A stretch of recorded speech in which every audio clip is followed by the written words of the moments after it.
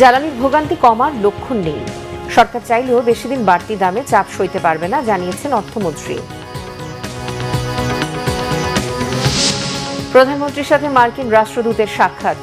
দুনিয়ার যেখানেই কম দামে জ্বালানি পাওয়া যাবে সেখান থেকেই কিনবে বাংলাদেশ, জানিয়েছেন পররাষ্ট্রমন্ত্রী। হাম রুবেলা মোকাবেলায় 18 জেলার 30 উপজেলায় বিশেষ টিকাদান কর্মসূচি শুরু। ভালো ফলাফলের আশা স্বাস্থ্যমন্ত্রী।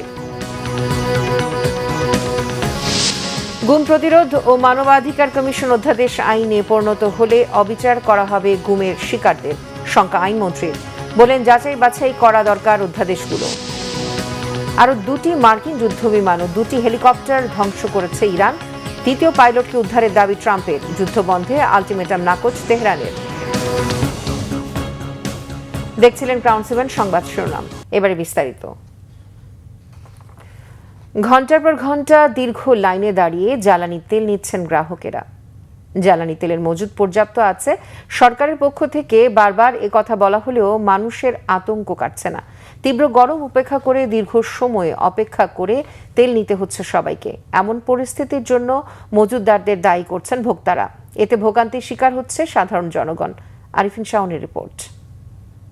মনে করেন 6:30 নামাজ পড়ে আসছিল ওই মাথায় লাইন পিছনে আইতে আইতে এই পর্যন্ত আইলাম। সব গাড়ি তেল নাই, সব গাড়ি গেছে, আমি আইলাম এই পর্যন্ত আইলাম আইতে আইতে। মধ্যপ্রাচ্যে যুদ্ধের রেশ যেন শেষই হচ্ছে না। রাজধানী তেলের পাম্পগুলো এর প্রমাণ। দীর্ঘ লাইনে দাঁড়িয়ে তেল নিচ্ছেন চালকরা, আবার অনেক পাম্প জ্বালানির অভাবে বন্ধ রেখেছে কর্তৃপক্ষ। সরকারের দেয়া তথ্য মতে দেশে জ্বালানি সংকট নেই। এরই মধ্যে চট্টগ্রাম বন্দরে একের পর এক জ্বালানি সহ জাহাজ আসছে। এরপরও চাপ কমছে না পাম্পগুলোতে। আজকে 500 টাকার করে মেপে দিচ্ছে, এটা 500 টাকার করে তেল দেয়। 500 টাকার শেষ হইলে তারপর আবার 4-5 দিন আগে নিলাম, আবার এই আসলাম। আর মনে হয় নেক্সট বার মনে হয় আসলে তেল পাবো না, ধারণা করতেছি। আমার উত্তরপাড্ডা থেকে আমার প্রতিদিন এই 8-9 কিলোমিটার ঘুরে এসে তারপর তেল নিতে হয়। কারণ উত্তরপাড্ডাতে 2টা পাম্প আছে, একটা হচ্ছে মক্কা পাম্প আর একটা হচ্ছে সিটিজেন পাম্প। 2টা পাম্পই সবসময় বন্ধ থাকে। আজকে দেয় এই তেলটা নিলে তো কালকে মাস করতে পারবো, বস্ত্রে নিয়ে ম্যাডাম নিয়ে দিক সেদিক অফিস আছে। আর যদি না পাই তাহলে গাড়িতে এখান থেকে নড়ানো যাবে না, আমার গাড়ি তো শূন্য। ভোক্তারা বলছেন মজুদ থাকা সত্ত্বেও কৃত্রিম সংকট তৈরি করা হচ্ছে।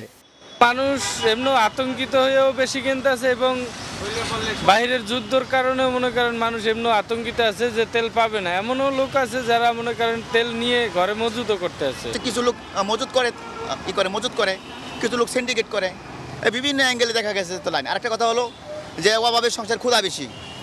যখন বলতেছে চিন্তা করতেছে তেল নাই, তখন অনেকে চাচ্ছে একটু মজুদ করে রাখি, একটু বেশি আনি। দ্রুত সময়ে সমস্যার সমাধানে সরকারের প্রতি আহ্বান ভোক্তাদের। আরফিন শাওন, বাংলা ভিশন, ঢাকা।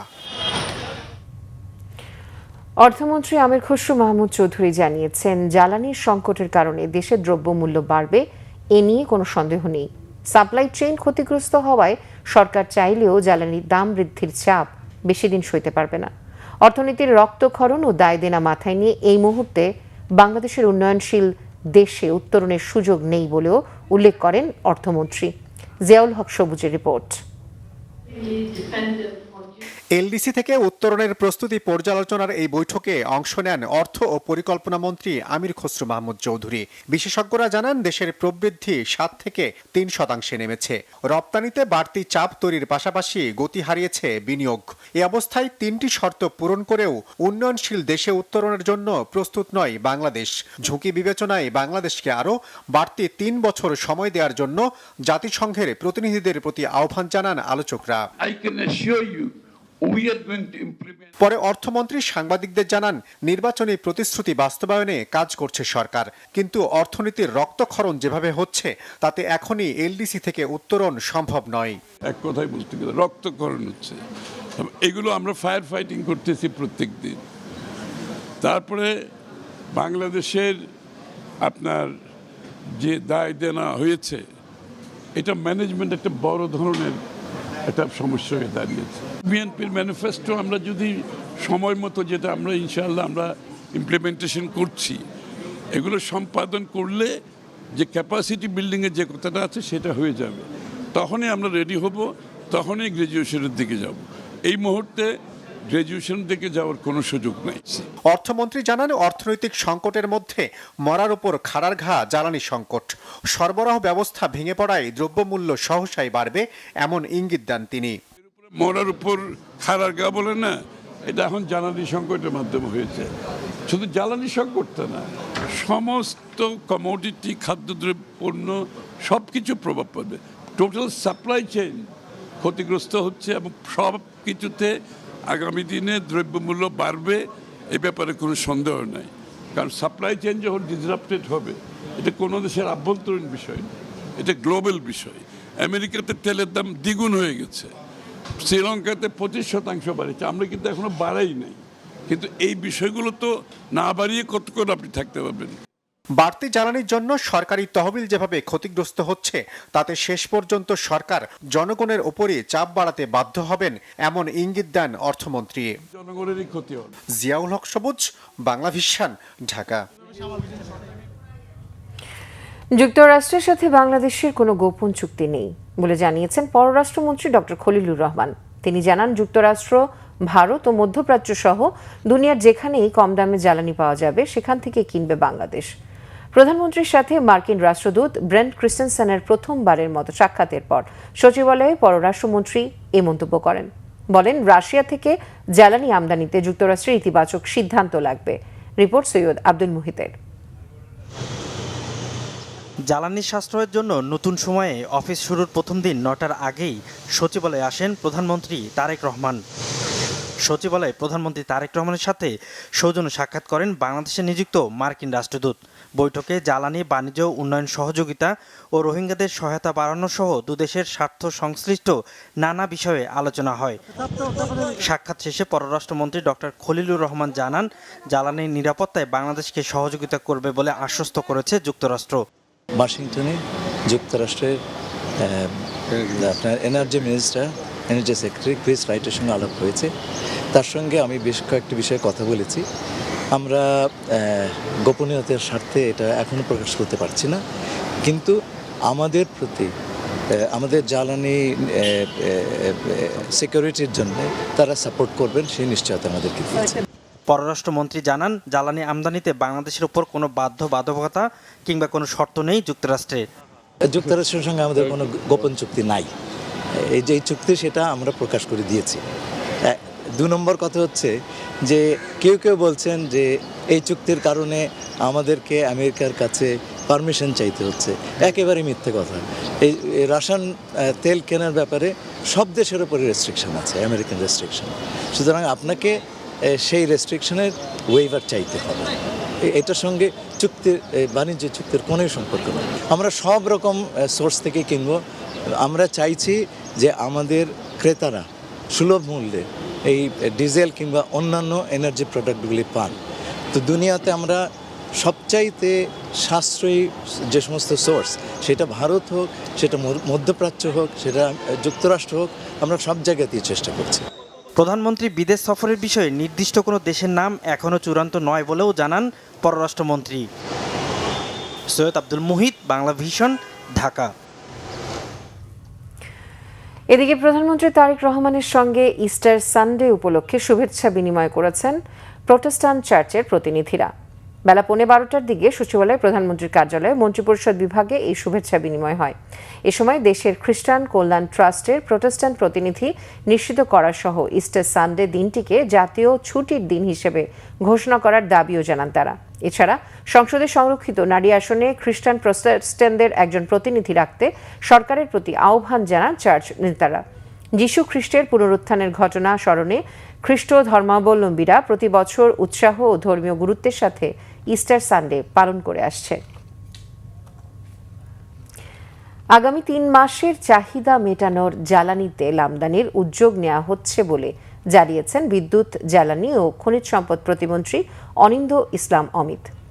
জ্বালানি তেল আমদানির ভালো কিছু উৎস পেয়েছেন বলেও জানিয়েছেন তিনি। প্রতিমন্ত্রী জানান, রাশিয়ার তেল আমদানির বিষয়ে স্যাংশন ওয়েভার এর বিষয়টি যুক্তরাষ্ট্র ইতিবাচকভাবে দেখছে। দেশের বিভিন্ন স্থান থেকে এ পর্যন্ত 4 লাখ লিটার জ্বালানি তেল উদ্ধার করা হয়েছে জানিয়ে তিনি বলেন, প্রধানমন্ত্রীর নির্দেশে এখন থেকে 6টা নয় শপিং মল বন্ধ হবে, সন্ধ্যা 7টার মধ্যে। সাংবাদিকদের প্রশ্নের জবাবে প্রধানমন্ত্রী বলেন, কৃষকদের তেল পেতে কোনো সমস্যায় যেন না পড়তে হয় সে ব্যাপারে জেলা প্রশাসকদের নির্দেশ দেওয়া হয়েছে। প্রতিমন্ত্রী আরও বলেন, তেল সরবরাহে অগ্রাধিকার দেওয়া হচ্ছে কৃষকদের। Diesel, petrol, octane, furnace oil, jet fuel, LNG, LPG, যত ধরনের জ্বালানি আছে সকল জ্বালানি চাহিদা পূরণের জন্য আমাদের সকল প্রস্তুতি গ্রহণ করা হয়েছে। অধিকাংশই আমাদের রেডি স্টকে রয়েছে, আর যেগুলো নিশ্চিত পাইপলাইনে আছে তার ভিত্তিতে আমরা কথাটা বলছি। ইতিমধ্যে বর্তমান সরকার প্রায় 3 মাসের মতো, প্রায় 3 মাস প্লাস মাইনাস সামথিং, প্রায় 3 মাসের মতো অকটেন এবং পেট্রোলের আমরা যেটা চাহিদা সেটা আমরা সংরক্ষণ করতে সক্ষম হয়েছি। দোকান মালিক সমিতির তাদের আবেদন, তাদের অনুরোধ বিবেচনায় সরকার প্রধান, আমাদের মাননীয় প্রধানমন্ত্রী সন্ধ্যা 7টা পর্যন্ত এখন বিপণী বিতান খোলবার সময় পুনর্নির্ধারণ করেছেন। জ্বালানির সাশ্রয়ের জন্য সন্ধ্যা 7টার মধ্যে শপিং মল ও বিপণী বিতান বন্ধের নির্দেশ দিয়েছে সরকার। দর্শক, এই মুহূর্তে নিউ মার্কেটে আছেন আমাদের সহকর্মী ফজলে রাব্বি, সরাসরি যুক্ত হচ্ছে তার সাথে। রাব্বি, নিশ্চয়ই শুনতে পাচ্ছেন 7টার প্রায় বেশি বাজে, তো সরকারের নির্দেশ কি মানা হচ্ছে? আপনি যেখানে আছেন কেমন দেখছেন সেখানকার পরিস্থিতি? রাজধানীর অন্য শপিং মলগুলোরও চিত্র যদি জানা থাকে আমাদের জানাবেন।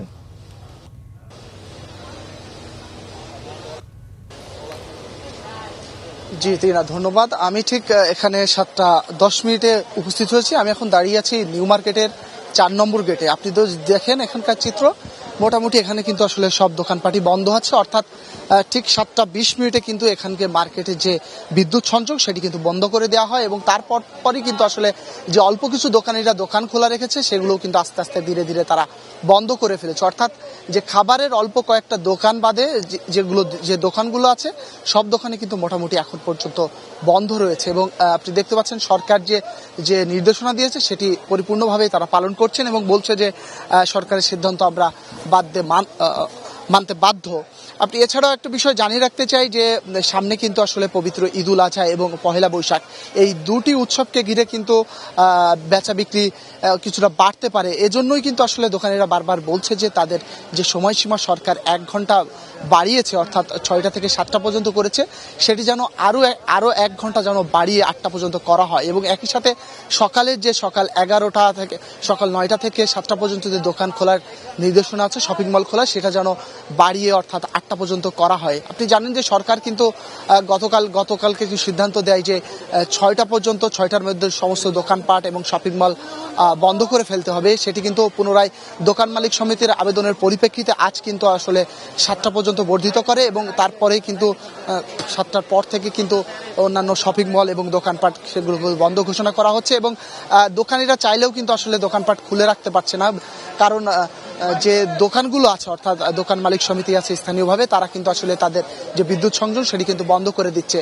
এখন অল্প কিছু দোকানপাট আছে যারা যে তাদের যে জেনারেটর, ব্যক্তিগত জেনারেটর আছে এবং ছোট ছোট মোবাইলের আলো এবং ল্যাম্পের যে আলোগুলো আছে সেগুলো জ্বালিয়ে কিন্তু তারা তাদের দোকানের কার্যক্রম চালু রেখেছে। এছাড়া যেগুলো সরকারের তরফ থেকে যে ধরনের নির্দেশনা দেওয়া হয়েছে সবগুলোই কিন্তু পরিপূর্ণভাবে মানা হচ্ছে। তো টিনা, এই ছিল মোটামুটি আমার কাছে নিউ মার্কেট থেকে সর্বশেষ অবস্থা। ধন্যবাদ রাব্বি। চলে যাচ্ছি পরবর্তী সংবাদে। মধ্যপ্রাচ্যে যুদ্ধ পরিস্থিতির কারণে সৃষ্ট বৈশ্বিক জ্বালানি সংকটের প্রেক্ষাপটে শিক্ষা প্রতিষ্ঠানের সময় নির্ধারণের কোনো সিদ্ধান্ত হয়নি। শিক্ষামন্ত্রী আনম ইহসানুল হক মিলন বলেছেন, শিক্ষা প্রতিষ্ঠান অনলাইন অফলাইন ক্লাস নিয়ে এ সপ্তাহের মধ্যেই সিদ্ধান্ত নেবে সরকার। দুপুরে সচিবালয়ে এক সংবাদ সম্মেলনে শিক্ষামন্ত্রী জানান, আগামী 2-1 দিনের মধ্যে বিষয়টি নিয়ে সংশ্লিষ্টদের সাথে বৈঠক হবে। তাদের মতামত জানার পর বৃহস্পতিবার মন্ত্রিসভা বৈঠকে সেটি উপস্থাপন করা হবে। সেখানেই চূড়ান্ত সিদ্ধান্ত নেওয়ার কথাও জানান মন্ত্রী জানান, ইংরেজি মাধ্যমের শিক্ষা প্রতিষ্ঠানগুলোর সাথে আলোচনা হয়েছে। শিক্ষামন্ত্রী আরও বলেন, জ্বালানি সাশ্রয়ের জন্য বিভিন্ন দেশে নানা পদক্ষেপ নিচ্ছে, সেটির আলোকে বাংলাদেশও সিদ্ধান্ত নিচ্ছে বলে জানান শিক্ষামন্ত্রী। অনলাইন অফলাইন কিভাবে এটাকে সিস্টেম্যাটিক্যালি ডিস্ট্রিবিউশন করা যায়, facing toward the fuel crisis, সেই ব্যাপারে আমরা স্টেক হোল্ডারের সাথে এখনও বসতে পারিনি। আজকে জাস্ট ওপেনিং ডে, আমরা কাল পরশু স্টেক হোল্ডারদের সাথে বসে এই বিষয়ে আমরা সিদ্ধান্ত নেব এবং সেটা আমরা ক্যাবিনেটে অবগত করব। তারপরে ক্যাবিনেট সিদ্ধান্ত দিবেন যে এই বিষয়ে কী সিদ্ধান্ত হতে পারে। স্থানীয় সরকার, পল্লী উন্নয়ন ও সমবায় মন্ত্রী এবং বিএনপি মহাসচিব মির্জা ফখরুল ইসলাম আলমগীর বলেছেন, ধর্ম নিয়ে দেশে বিভাজনের সুযোগ নেই। ধর্মের দোহাই দিয়ে কেউ বিশৃঙ্খলার চেষ্টা করলে প্রতিহত করা হবে। খ্রিস্ট ধর্মাবলম্বীদের অন্যতম প্রধান উৎসব ইস্টার সানডে উপলক্ষে রাজধানীর বারিধারা মাদানী এভিনিউতে এক অনুষ্ঠানে তিনি কথা বলেন। কিছু কিছু রাজনৈতিক দল ধর্ম বিভাজন করে সমাজ ও রাষ্ট্রের মধ্যে বিশৃঙ্খলা সৃষ্টি করতে চায় বলে মন্তব্য করেন মির্জা ফখরুল ইসলাম আলমগীর। বলেন, কেউ যদি ধর্মকে সামনে এনে বিশৃঙ্খলা করতে চায় তাহলে সবাই মিলে রুখে দাঁড়াতে হবে। ধর্মের নামে দেশে বিভাজন সৃষ্টি না করার আহ্বান জানান তিনি। যুদ্ধ পরিস্থিতিতে দেশের সংকটে কাজ করছে সরকার। দেশ গঠনে সবাইকে নিয়ে একসাথে কাজ করার প্রত্যয় ব্যক্ত করেন স্থানীয় সরকার মন্ত্রী।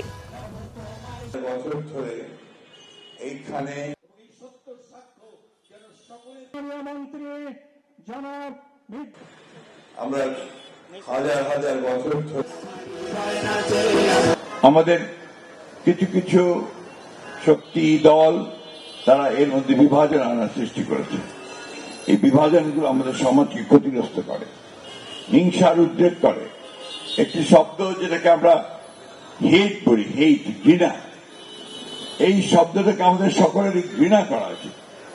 আমাদের মানুষের মধ্যে ভালোবাসা, ভাতৃত্ব, সৌহার্দ্য এটা আরো বেশি করে সৃষ্টি করা উচিত। হাম রুবেলা প্রতিরোধে দেশের 18 জেলার 30 উপজেলায় বিশেষ টিকাদান কর্মসূচি শুরু করেছে স্বাস্থ্য মন্ত্রণালয়। হামের বিশেষ টিকাদান শুরু হবে 12 এপ্রিল ঢাকা উত্তর ও দক্ষিণ সিটি, ময়মনসিংহ ও বরিশালে। আর দেশের সকল জেলায় উপজেলায় একযোগে হামের বিশেষ ক্যাম্পেইন শুরু হবে 3রা মে, জানিয়েছেন স্বাস্থ্যমন্ত্রী সরদার মোহাম্মদ সাখাওয়াত হোসেন। সকালে নবাবগঞ্জে হামের টিকার বিশেষ ক্যাম্পেইন অনুষ্ঠানে তিনি এ তথ্য জানান। এই বিশেষ টিকাদান কর্মসূচির মাধ্যমে হামের প্রকোপ কমে আসবে বলে আশা করছেন স্বাস্থ্যমন্ত্রী। সৈকত সাদিকের প্রতিবেদন। হামের প্রকোপ ও শিশু মৃত্যু নিয়ে উদ্বিগ্ন সবাই।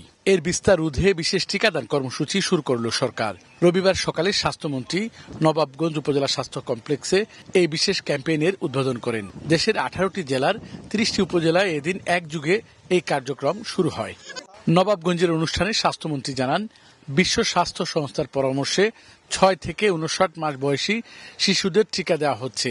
বিগত সরকারের গাফলতির কারণে হামের প্রাদুর্ভাব বেড়েছে বলেও অভিযোগ করেন মন্ত্রী। এটা একটা ভয়াবহ রোগ, করোনার চেয়ে কোনো অংশে কম না, এবং বাচ্চাগুলি বিশেষ করে আমাদের ভবিষ্যৎ প্রজন্ম যে কষ্ট পায়, যেভাবে মৃত্যুর কুলে ঢলে পড়ে, এটাকে খুব মিসহ্যান্ডেল করেছে অতীতের সরকারগুলি। এটা কন্টিনিউয়াস একটা প্রসেস দিয়ে যাওয়াই উচিত ছিল সবসময়, কিন্তু 2020 ডিসেম্বরের পর থেকে বিগত সরকারগুলি এই টিকাদানটা কন্টিনিউ করে নাই, যেই কারণে একেবারে বজ্রপাতের মতন আমাদের উপরে সে রাতারাতি কিছুদিনের ভিতরে অনেক বেড়ে গিয়েছে। গ্যাবি নামক একটা সংস্থার কাছে 2,19,00,000 ডোজের এই ভ্যাকসিনটা আছে। আমরা তখন রাতারাতি চিন্তা করলাম, আমাদের টাকায় যেটা আমরা কিনতে যাচ্ছি ইউনিসেফের কাছ থেকে, সেইটা পাওয়ার আগে এইটা দিয়ে আমরা স্টার্ট করি। ইউনিসেফের ভ্যাকসিনটা পাইলে এটা তাদেরকে ফেরত দিব, বাকি যেটা থাকবে আমরা কন্টিনিউ করে যাব, বছর ধরে আমরা সবাইকে কভার করব। স্বাস্থ্যমন্ত্রী আরও জানান, আগামী 12 এপ্রিল ঢাকার 2 সিটি কর্পোরেশন এলাকা এবং বরিশাল ও ময়মনসিংহে টিকাদান ক্যাম্পেইন শুরু হবে। 18টি জেলায় এবং 30টি উপজেলায় এই হামের প্রাদুর্ভাবটা বেশি, যেই কারণে আমরা টার্গেটেড ওয়েতে আমরা নির্দিষ্টকৃতভাবে ওই 30টা উপজেলায় আজকে থেকে আমরা পুরো দমে আমরা এই ভ্যাকসিনেশনটা শুরু করে আমরা শেষ করব। 3রা মে থেকে বাংলাদেশের বাকি সমস্ত জেলা, সমস্ত উপজেলায় একযুগে আমরা আমাদের এই টিকাদান কর্মসূচি এবং ভিটামিন এ কর্মসূচি চালু থাকবে। এদিকে টিকা নিয়ে সন্তোষ প্রকাশ করেছেন অভিভাবকরা। মতো কোনো কিছু হয় নাই, এখন আর কি টেনশন, বাচ্চা ভালো থাকে এটাই বড়, কারণ এটা তো ভাইরাস জনিত, একজনের থেকে ছোঁয়াছে না আরেকজন থেকে সরাই যায়। টেনশন তো অবশ্যই হবে, যেহেতু আমরা বাচ্চার মা, তাই না? এখন যাই আলহামদুলিল্লাহ পাওয়া গেছে এটাই। হামের টিকার পাশাপাশি ভিটামিন এ ক্যাপসুলও খাওয়ানো হচ্ছে শিশুদের। সৈকত সাদিক, বাংলা ভিশন, নবাবগঞ্জ, ঢাকা। গুম প্রতিরোধ ও মানবাধিকার কমিশন অধ্যাদেশ আইনে পরিণত হলে গুমের শিকারদের প্রতি অবিচার করা হবে বলে মনে করেন আইনমন্ত্রী এম আসাদুজ্জামান। তিনি বলেন, আইসিটি আইনে গুমের বিচার করা হচ্ছে, আবার গুম প্রতিরোধ অধ্যাদেশে ভিন্ন একটি তদন্তের কথা বলা হচ্ছে। সাংঘর্ষিক অবস্থা এড়াতে অধ্যাদেশগুলো যাচাই বাছাই করা দরকার বলে জানান আইনমন্ত্রী। এছাড়া সরকারি চাকুরিতে প্রবেশের সর্বোচ্চ বয়সসীমা ৩২ বছর নির্ধারণ করে বিল পাশ হয়েছে সংসদে। আহমেদ সারওয়ারের রিপোর্ট।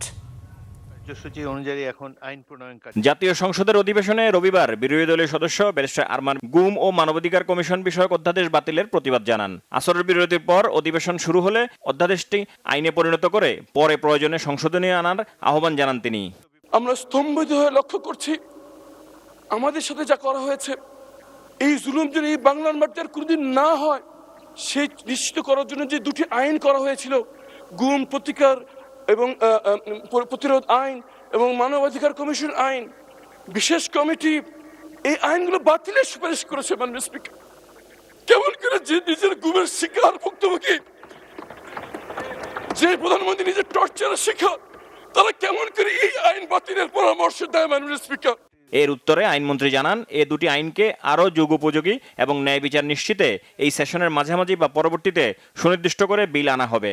মানবাধিকার কমিশন আইন এবং গুম প্রতিরোধ আইন যেভাবে করা হয়েছে অর্ডিন্যান্সে, সেটা করলে গুমের শিকার সদস্যদের প্রতি অবিচার করা হবে। কারণ আমরা একই সাথে আইসিটি অ্যাক্ট 1973 সালে ক্রাইম এগেনস্ট হিউম্যানিটির মধ্যে গুমের সংজ্ঞা অন্তর্ভুক্ত করেছি। সেখানে বিচার হবে, তদন্ত হবে। একই সাথে এদিকে এটা করেছি, আবার গুম আইনে আমরা এটাকে ভিন্ন একটা তদন্তের কথা বলছি। ওখানে সর্বোচ্চ শাস্তি মৃত্যুদণ্ড। গুমের যে আইনটার কথা বলা হয়েছে অর্ডিন্যান্সে, সেখানে 10 বছর পর্যন্ত সাজা দেওয়ার সুযোগ রাখা হয়েছে। মাননীয় স্পিকার, মানবাধিকার কমিশন আইন যেটা করা হয়েছে, ওই আইনটা আমি যখন সময় আসবে আমি দেখাবো। এই আইনটা যদি রাখা হয় এইভাবে, তাহলে বাংলাদেশের মানবাধিকার লঙ্ঘনের শিকার মানুষজন অতিরিক্ত হয়রানি এবং মানবাধিকার লঙ্ঘনের শিকার হবেন। এই আইনের তদন্তের নামে যে টাইম ফ্রেমটা দেওয়া হয়েছে, যে কারণে আমরা বলেছি, আমরা বিশেষ কমিটিতে আলোচনা করেছি, উনি হয়তো ছিলেন না, প্রপারলি অ্যাপ্রেজড উইথ দ্য ফ্যাক্ট না। গুমের আইনে যে সাজা প্রেসক্রাইব করছেন, গুমের আইনে যে তদন্তের পদ্ধতির কথা বলেছেন, আর আইসিটি অ্যাক্টে যে গুমের ক্রাইম এগেনস্ট হিউম্যানিটির কথা বলেছেন, দুইটার মধ্যে যাতে সাংঘর্ষিক কোনো অবস্থা বিরাজমান না থাকে, সে কারণে এই আইনগুলো আমাদের যাচাই বাছাই করা দরকার। গুম আইনে আবার মানবাধিকার কমিশন আইনের তদন্ত সংস্থাকে রেফার করা হয়েছে। এই সবগুলো আমাদের যাচাই বাছাই করতে হবে। ভবিষ্যতে যাতে কেউ গুমের শিকার না হয়, সেজন্য কঠোর আইন করার আহ্বান জানান স্পিকার। আমরা আশা করব সরকার এবং সরকার দলীয় সদস্যবৃন্দ, বিরোধী দলীয় সদস্যবৃন্দ মিলে এমন একটি কঠিন আইন করবেন যাতে করে ভবিষ্যতে কোনো নাগরিককে গুমের শিকার হতে না হয়। আপনারা ধৈর্য ধরে অপেক্ষা করেন, নিশ্চয়ই এ ধরনের আইন এই সংসদ প্রণয়ন করবে। পরে সম্পূরক কার্যসূচি অনুযায়ী সরকারি চাকরি সংশোধনী বিল 2026 এবং সরকারি ও স্বায়ত্তশাসিত সংস্থাসমূহে চাকরিতে প্রবেশের সর্বোচ্চ বয়সসীমা 32 নির্ধারণ করে বিল পাশ করা হয়। সরকারি চাকরি সংশোধন বিল 2026 পাশ হলো। তবে বিল পাশের সময় সমর্থন না দেয়ায় বিরোধী দলের মৃদু সমালোচনা করেন চিফ হুইপ। যে জুলাই যুদ্ধ শুরু হয়েছে যাদের দিয়ে এবং যে কারণে, এবং বয়স বাড়ানো বিষয় ছিল, আর আমার চাকরি একজনে নিয়ে যায় কেন, এই যে বিষয়টা নিয়ে আন্দোলন শুরু হলো, সেই আন্দোলনে ফ্যাসিস্ট সরকারের পতন হলো, বাংলাদেশে একটা নতুন সূর্য উদিত হলো, এবং সে আমরা যে নিঃশ্বাস নিতে পারতাম না, নিঃশ্বাস নেওয়ার সুযোগ তৈরি হলো যাদের দিয়ে। আজকের এই সংসদে দাঁড়িয়ে সেই বিলটা পাশ করার সময় মাননীয় বিরোধী দলের নেতৃবৃন্দ কেন হা বললেন না বুঝতে পারলাম না। হা বলা উচিত ছিল। আজকের এই জুলাই যোদ্ধারা আজকে সংসদে উপস্থিত আছেন, যাদের কারণে, যাদের বিষয়ে যারা জীবন দিয়েছেন এবং যারা আহত হয়েছেন। আপনার ডান পাশে, আপনার বাম পাশে আপনি তাকিয়ে দেখবেন, সেখানে আজকে জুলাই যোদ্ধারা সেখানে সবাই এখানে উপস্থিত আছেন।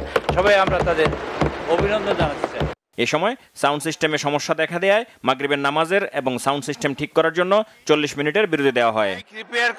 আহমেদ সরওয়ার, বাংলা ভিশন, ঢাকা।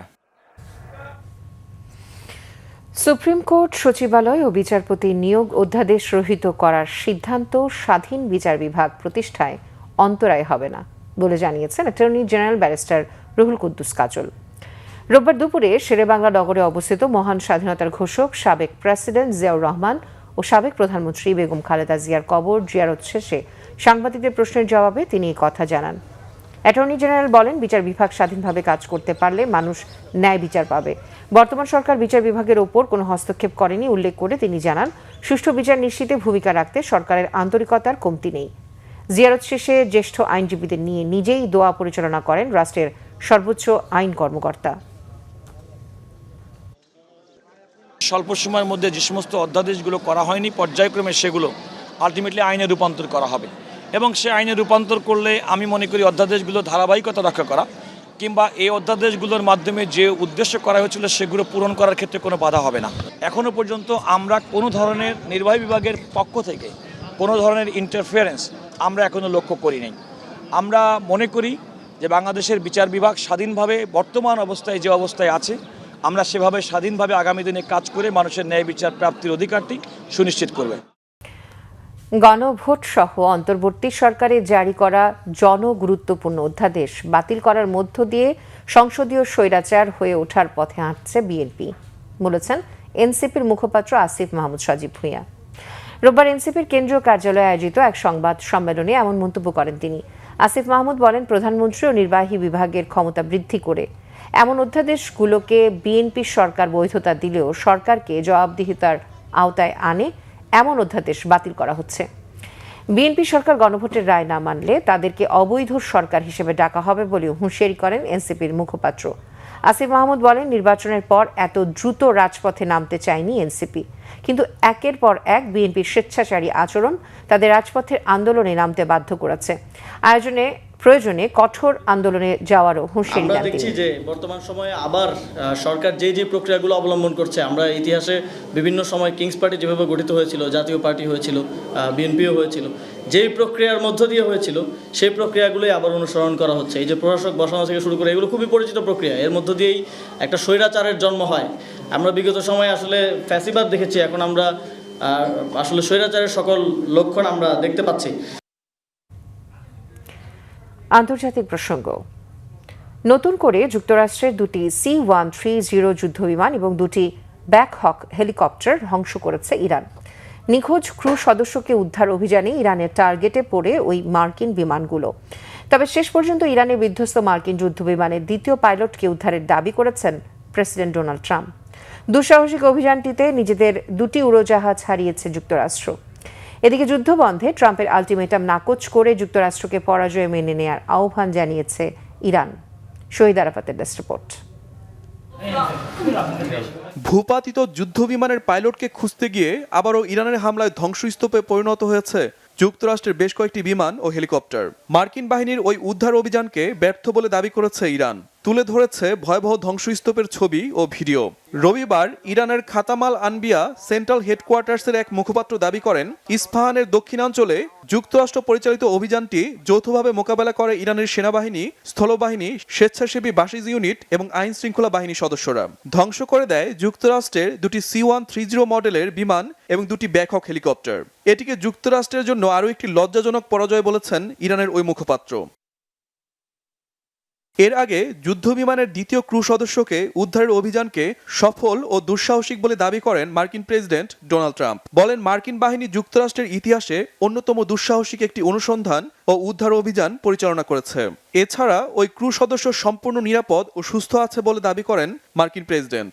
এমনকি ওই অভিযানে নিজেদের দুটি উড়োজাহাজ ধ্বংসের দাবি করে যুক্তরাষ্ট্র। মার্কিন কর্মকর্তাদের দাবি, অভিযানের সময় ইস্পাহানের দক্ষিণাঞ্চলে আটকে পড়েছিল উড়োজাহাজ দুটি। ইরানের হাতে পড়ার আগে ওগুলো ধ্বংস করা হয়। তবে এ দাবির ভিত্তিতে কোনো প্রমাণ দেখাতে পারেনি মার্কিন কর্মকর্তারা। এদিকে সমঝোতার জন্য মার্কিন প্রেসিডেন্ট ডোনাল্ড ট্রাম্পের 48 ঘন্টার আলটিমেটামকে তোয়াক্কাই করছে না ইরান। যুক্তরাষ্ট্রকে যুদ্ধে পরাজয় স্বীকার করে ইরানের দাবি মেনে নেওয়ার আহ্বান জানিয়েছেন তেহরানের বিচার বিভাগের সাবেক কর্মকর্তা মোহাম্মদ জাভেদ লারিজানি। বলেন, সমঝোতার জন্য যুক্তরাষ্ট্রের দেয়া দাবিগুলো অযৌক্তিক ও অনেক দুর্বল। জাভেদ লারিজানির মতে, বারবার আলোচনার আহ্বান জানিয়ে যুক্তরাষ্ট্র পালানোর পথ খুঁজছে। তবে ক্ষতিপূরণ না দেওয়া পর্যন্ত হামলা আরও জোরদারের হুমকি দেন তিনি। ইরান ও লেবাননের বিভিন্ন শহরে ইসরায়েল ও যুক্তরাষ্ট্রের হামলার জবাবে মধ্যপ্রাচ্যে ভয়াবহ তাণ্ডব চালাচ্ছে ইরানের ইসলামিক বিপ্লবী গার্ড সদস্যরা। বাহরাইনে ইরানের চালানো দুটি পৃথক হামলায় একাধিক তেলের ডিপোতে আগুন ধরে যায়। ইরানের মিসাইল হামলা আঘাত এনেছে কুয়েত ও সংযুক্ত আরব আমিরাতেও।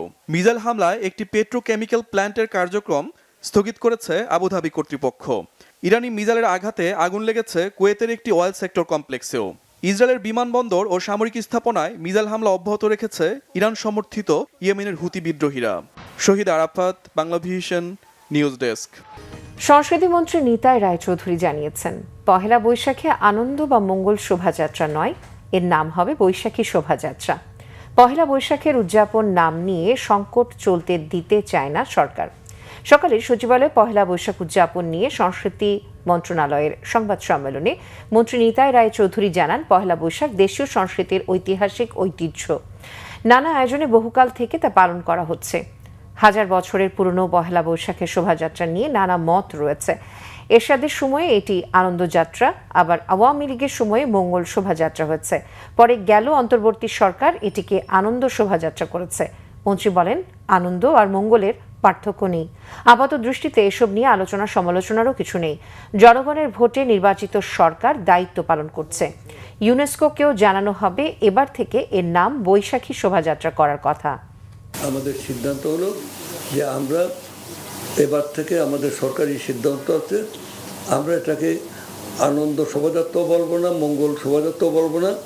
শোভাযাত্রা হবে যথাযোগ্য মর্যাদার সাথে, সমস্ত সংস্কৃতির এখানে প্রদর্শন থাকবে। যার যার মতো যার যার অঞ্চলের ঢোল বাদ্য পোশাক আশাক নিয়ে আমাদের একটা আনন্দঘন শোভাযাত্রা হবে। এই শোভাযাত্রার নাম হবে বৈশাখী শোভাযাত্রা।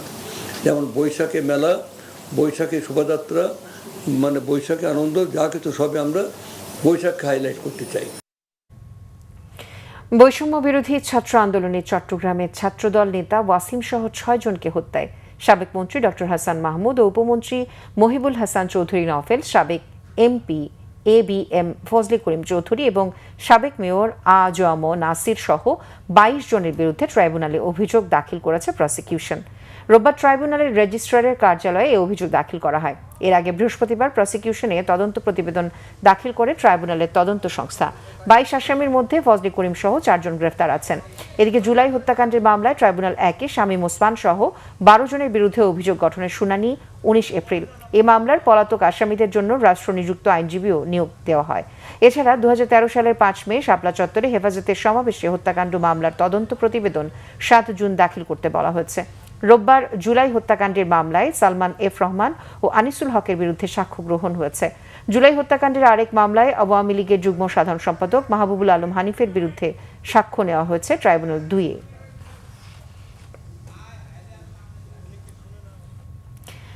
জাতীয় সংসদে মানুষের দৈনন্দিন কষ্ট নিয়ে কথা হচ্ছে না, কথা হচ্ছে শুধু জুলাই আর গণভোট নিয়ে। অভিযোগ জাতীয় পার্টির একাংশের চেয়ারম্যান ও জাতীয় গণতান্ত্রিক ফ্রন্টের প্রধান আনিসুল ইসলাম মাহমুদের। রাজধানী গুলশানে একটি কমিউনিটি সেন্টারে এক আলোচনা সভায় তিনি কথা বলেন।